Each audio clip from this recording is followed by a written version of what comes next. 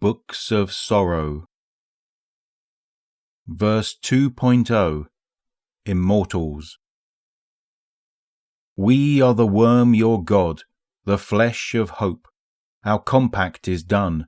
You are all rash eternal, and we are bound to you, as close as your appetites, as your loves or needs, as the weapon in your fists and the word in your throat. We have had enough of this dismal place, haven't you? We are intagliating your ship with larvae. Go back to your species. Spread the good news in the osmium court and the hydrogen fountain, in the bone plaza and the star surgery. You will rise up into the world. If anyone rejects symbiosis with our children, make an example of them. A mighty wave is coming for them all. They die anyway.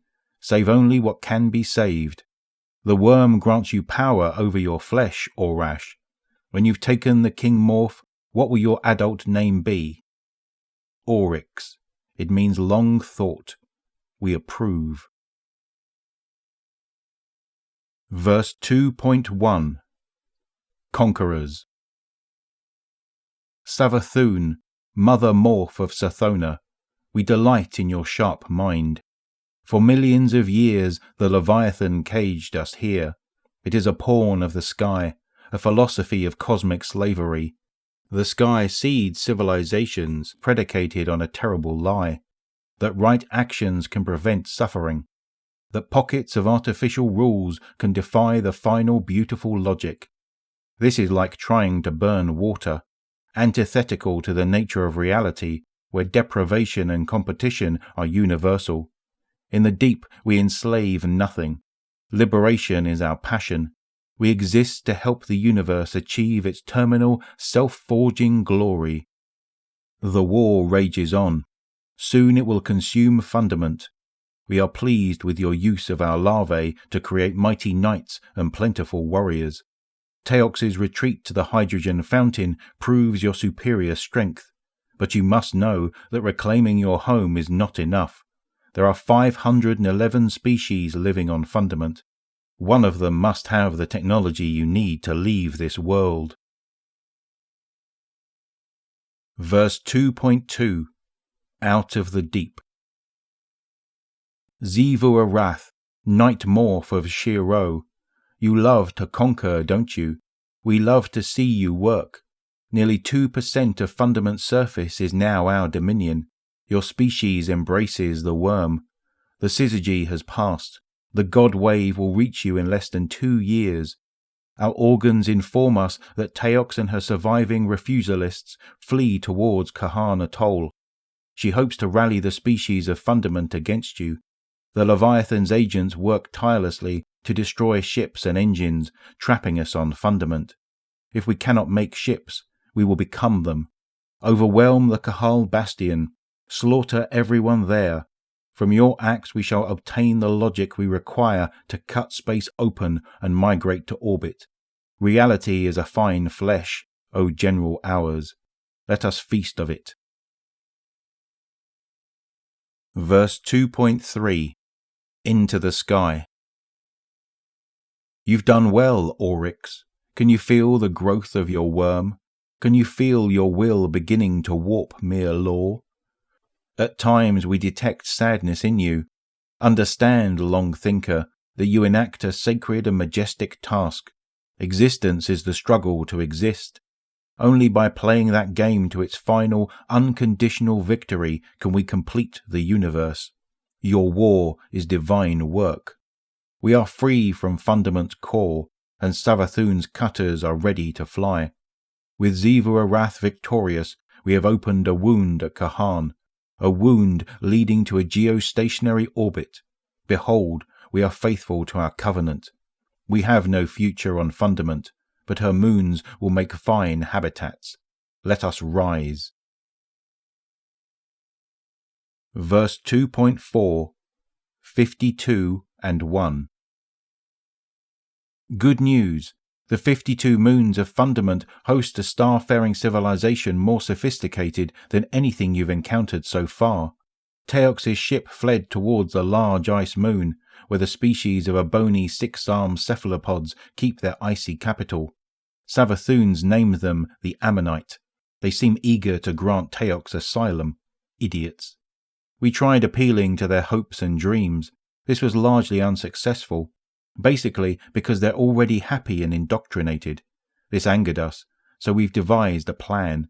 Our organs detect a 53rd moon in the orbit of Fundament, a traveller, divine presence of the sky. Now we know what arranged the syzygy. You'll have to kill them all and take their stuff. Once the Ammonite are out of the way, we can deal with the traveller. Do not hesitate. You're fighting the hypocritical puppets of a cosmic parasite. Avenge your ancestors.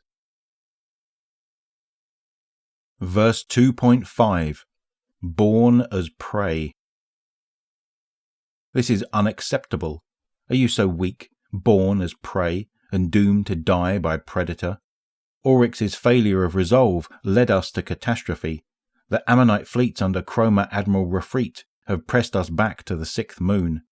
Once more we find ourselves burrowing into a world's core to survive. Savathun, you must draw Oryx out of his catatonia. Make him understand that the ideals of peace and stability he clings to are cancers, brutal, unjust obstacles between us and a fair cosmos. These are the bait stars the sky uses to blind its slaves. War is the natural rectification of inequality, the universe's way of pursuing equilibrium. Zivu Arath, you cannot defeat the Ammonites and Teox in line combat. We propose new tactics. Breed your armies back to strength, and find a way to disperse the broods across these many moons. If we cannot defeat their strengths, we will infect their weaknesses. Verse 2.6. The Sword Logic. At last, we knew curiosity would draw you back, Oryx. In their desperation, the Ammonite have begun using paracausal weapons. What are these? How do they work? Wouldn't you like to know? Suffice to say that some powers in this universe are superordinate to mere material physics. The source of these weapons is the Traveller, the sky's bait star. Their effect is subtle, but devastating. But you are armed to respond in kind. Savathun's mothers have listened carefully to our teachings. We will not give you the deep, King Oryx. That power is for us, your gods, but we will teach you to call upon that force with signs and rituals. Small minds might call it magic. You are no longer bound by causal closure. Your will defeats law. Kill 100 of your children with a long blade, Oryx, and observe the change in the blade. Observe how the universe shrinks from you in terror. Your existence begins to define itself. Of course, High Oryx, we know it was not curiosity alone that brought you back to the war. You felt your own death growing inside you. You must obey your nature. Your worm must feed. Verse 2.7. The Weakness Verse. You are dead, young Oryx, betrayed and murdered by your own sister, for the crime of mercy. Remember what you said to the Ammonite Satellite Congress? We will parley on neutral ground. Savathun's witches have rendered it utterly neutral. No living thing will ever claim it again. The space around the dry moon stinks of rot. This is good. This is right. You will learn from this. Don't you understand, great king? Don't you want to build something real, something that lasts forever? Our universe gutters down towards cold entropy. Life is an engine that burns up energy and produces decay. Life builds selfish, stupid rules. Morality is one of them, and the sanctity of life is another. These rules are impediments to the great work. The work of building a perfect, undying creation, a civilization everlasting, something that cannot end. If a civilization cannot defend itself, it must be annihilated. If a king cannot hold his power, he must be betrayed. The worth of a thing can be determined only by one beautiful arbiter. That thing's ability to exist, to go on existing, to remake existence to suit its survival. All that would oppose this arbiter is unholy and false. All the misery and terror of your ancestors springs from the lies of the sky who deny this truth. Your ancestors endured the most hostile conditions, and now you must go on creating these conditions, even unto your sisters, even unto your offspring.